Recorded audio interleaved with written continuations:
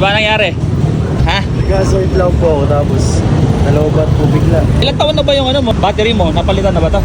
Guys, meron tayong i-rescue.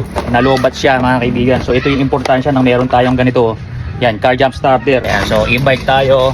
Ito yung aking car jump starter. Hanapin natin siya. So nagkotse na tayo mga kaibigan kasi wala pala siya doon sa lugar na pinuntahan natin kanina. Ginamit ko yung e-bike. Wala pala siya doon. So, ayan siya oh. Ayan. Ayun yung bata. Hihintay doon. Ayan, park lang natin doon sa dito. Ang layo pa nung na-parkingan ko. Ayun oh. Doon pa sa dulo. Ano ba nangyari? Ha? Nag-asort lang po ako tapos nalobat po bigla.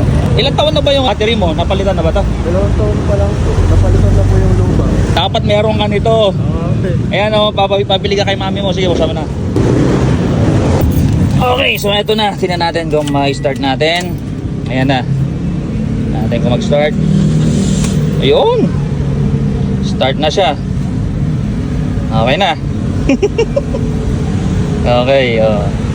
So baka mamaya, ang problema mo rito, baka mamaya yung battery mo talagang patay na. Okay. Or i-drain na. Papa-charge ko daw po sabi niya. Pa-check mo na, baka mamaya sira na. Kailangan ng palitan. O yan, nag-start na siya. So once na nag-start na, pwede mo nang tanggalin to. Yan. Ano ba yung ano mo? Yokohama. Ayan, okay na yan. Simple lang. Dapat meron kang ganito.